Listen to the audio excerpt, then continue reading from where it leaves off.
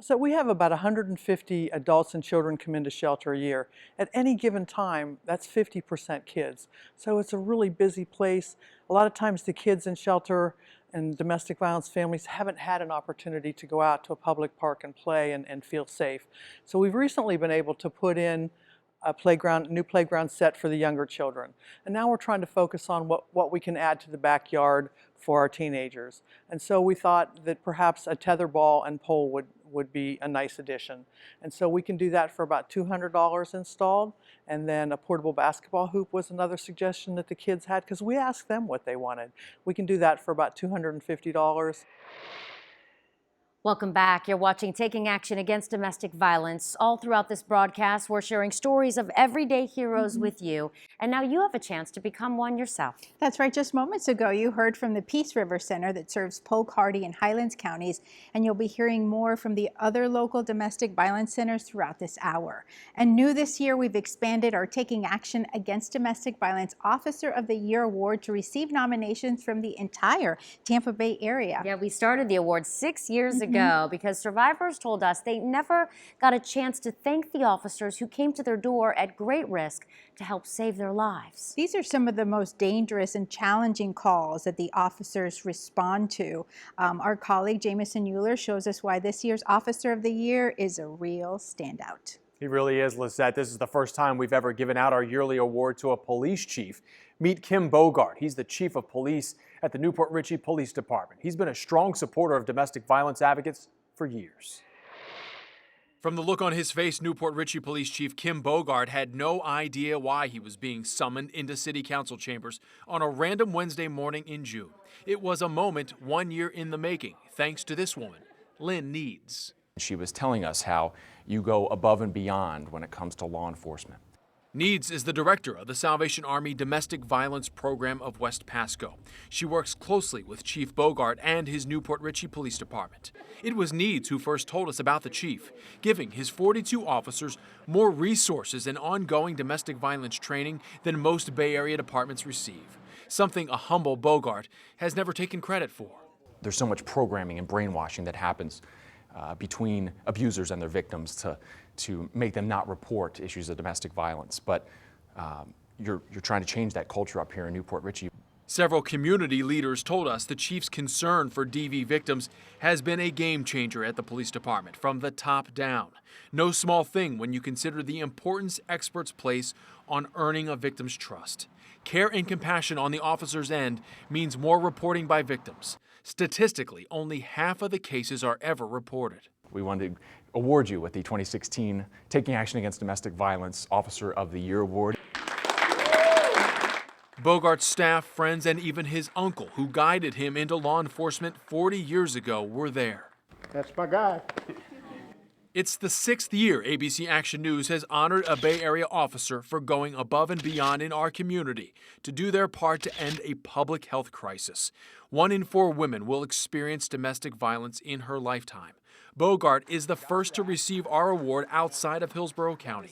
We sat down to talk with him afterwards. He told us his desire to make a difference against domestic violence began when he was sworn in as a Tampa police officer in 1975. There were many times in my career that I responded as a street police officer to a domestic violence case, and there's only so much I could do. There was only so much time I could spend with them, and they needed help all the way through the entire system. Bogart later moved over to the Pasco County Sheriff's Office, where he helped start a Victims Advocate program. In 2013, when he took over in Newport Richey, Bogart made sure his officers had the same program at their disposal and their own Victims Advocate, who shows them their compassion on the job has a positive impact. And she has a lot of one-on-one conversations with officers who responded to a call, and then the officer will touch base. Hey, what happened to the kids? Did mom go to a shelter? You know, so I think a lot of the training and the education goes that way. I think the officers are very quick to encourage the victims to seek help. His uncle, Paul Bogart, who was also a police officer, helped Kim by more than just leading him into law enforcement. I was surprised because of how he was brought up and the things he went through. Those things Bogart went through? It certainly is, it is very, very nice I don't even know what to say. So. They have a way of coming to the surface when you're told the darkest memories of your childhood are now being channeled into something good. Coming up later. There was always violence in the house. My dad, everyone was afraid of him. And my mother, too. How Chief Bogart's past, all the way back to when he was a little boy, shaped his future as a protector in our community. I couldn't stand to see the other children hurt. And we are so proud to honor Chief Bogart in tonight's special. Coming up, we're thanking him for his hard work in one more way that will help even more victims in Pasco County. And a reminder, all throughout this hour, we'll show you the statewide domestic violence hotline number at the bottom of your screen. Once again, that number, 1-800-500-1119. You can call it from anywhere in the Bay Area to talk to advocates standing by right now to offer help to anyone who needs it. You don't even need to be a victim of abuse to call. They'll offer resources to you as well. We also have these resources posted to our Facebook page, Twitter page, and on our website. How many times do you get to change somebody's life, you know? More than 1,000 times if you're Susan Jacobs.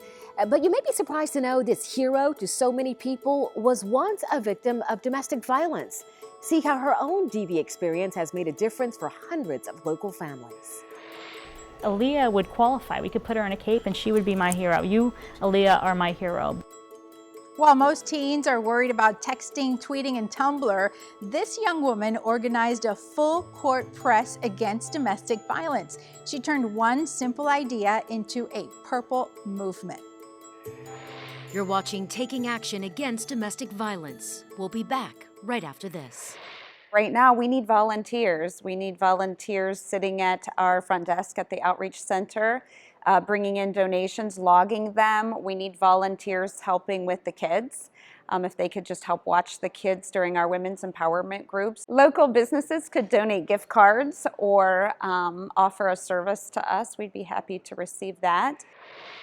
Well, Hope Family Services always needs volunteers. We cannot do it alone. We're a 24-hour facility.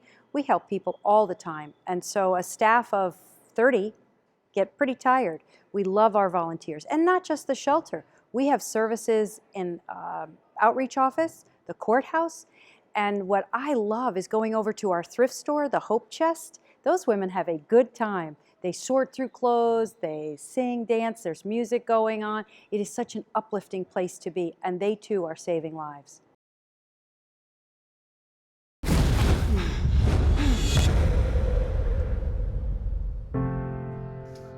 When I was a kid, my mom was my world.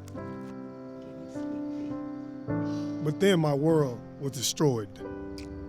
7 years old, without a mom. To hold me, to love me, to help make me whole. I wasn't always the easiest kid. And I spent a lifetime fighting to find my strength. But my mom, she taught me right from wrong. So here I am, 9 years a pro. But I would give it all away to see her smiling from the stands.